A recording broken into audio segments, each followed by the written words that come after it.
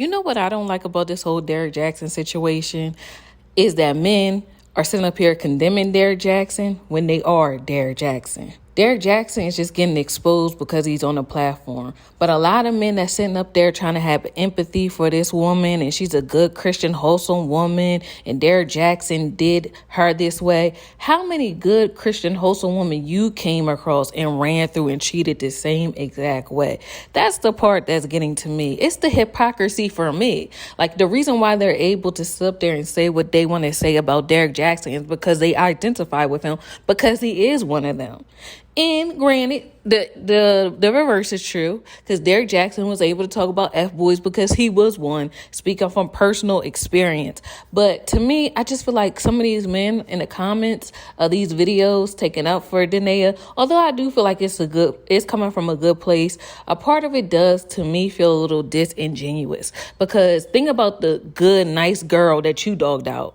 That you overlooked because she wasn't a Instagram baddie or a hot girl. You know what I'm saying? So it's just like, man, go ahead somewhere. But you know what? It is actually giving me hope that maybe society is waking up to the things that women go through to try to please a man, and how society always puts the pedestal of marriage, put marriage on the pedestal like it's everything, and it's a woman's duty to do all she can, bend over backwards, frontwards, backwards, backflip into a somersault split to make it work, while the man just basically gets the benefits of being a husband. You know what I mean? And that's what we need to talk about too. So many men want wives, but they don't want to be husbands. They don't want to cover their woman. They don't want to cover their wife. They don't want to cover her heart and shield her heart from being broken by doing the things that they be doing. They just expect us to accept it, whether they got money or don't. Because that's another thing I notice. I hear men say a lot, oh, well, if he got money, he got options. But how come men that don't got money feel as though they got that same right too? I think it just comes down to men being men in that toxic masculinity that's going on, that they really don't see themselves. But thankfully, hopefully, Danae Jackson's interview is helping men to see a woman's point of view and a woman's perspective. But like I said, when I was reading some of the comments, I'm like, man, if y'all don't go here somewhere, you know what I mean? Men are very contradictory sometimes, and maybe they just want to hear themselves talk. And I've been told that women do the same thing, but I don't feel like it's on the same extent as women.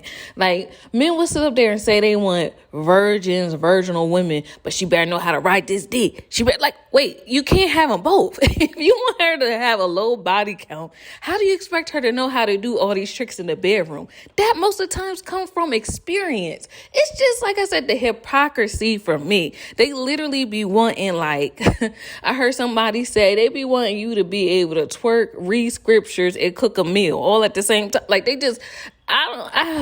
just don't work that way. I can't deal with a woman with a high body count. Hey, I can't deal with a woman who's for the streets. I want a woman who's a freak, you know what I'm saying, who knows how to please me in the sheets. I don't want no boring ass girl. I want a woman who understands what it is to be domestic. You know what I'm saying? I want a woman who knows how to stay at home and take care of the kids and cook for her man. I want a woman who can get up off her ass and go to work and help me pay half these bills. You help make the bills, you're going to pay half of them. And here Danae is trying to be all she could be in this relationship with this man, but it still wasn't good enough. So I feel like, to me, the lessons that I learned from the women that it seems like they have really good relationships with their husband is to always be yourself. Be true to you. You know what I mean? Because the first marriage you have is the relationship you have with God. And I feel like you got to know how to honor yourself and know what's acceptable. You know what I mean? And as his daughter, he not going to want you to be treated in a certain kind of way. He doesn't want your heart to be handled in the wrong way, where somebody's not cherishing it, when you're doing more crying than laughing. I don't know what this whole suffering, the women's suffrage movement and marriages have come from, or why that has started, but that is not the move. That's not what we doing in 2023. I just feel as though we have to be ourselves, be the best woman that we could be for us and our creator, and let the man that's supposed to be for us find us. We not about to mold and twist ourselves to fit in this form, this ideal form anymore. Because like I said, these men don't really know what they want. But you being the right version of yourself is what the man for you is going to want. You know what I mean? You won't have to be nobody other than yourself. And I feel like that's what I hope that Derrick Jaxn and other women realize, because so many women were saying like, oh, I relate to her so much. She is me. Okay, so that means collectively we have a lot of work to do. We need to stop trying to be I'm every woman. Maybe see that's on my Whitney Houston. Now I don't like it no more. No, I'm just kidding. But I think we need to stop that, because men feel like they could be exactly who they are. And they know they could get a woman. They know they don't have to be the best version of themselves, and they'll still get picked. But how come that same energy isn't or that same grace isn't bestowed on women? You got to have a flat stomach, your real hair, real eyelashes, clear skin, makeup flawless, snatched waist, heels on point. Like everything gotta be right. 0.5 sex partners, 1 to 2 kids, a college degree, but you can't make that much money more than a man. You can't have that much ambition. It's just like kind of ridiculous. And like I said, it just be mismatching.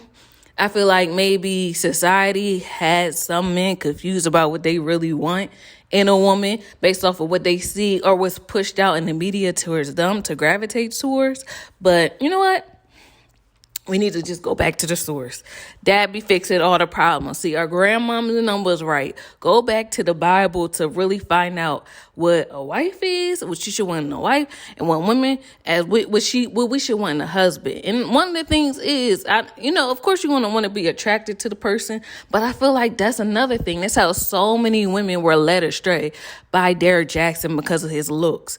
But the thing about it is that when you think about it, I could never get into his videos. To me, he never said anything that was that impactful or that insightful to me.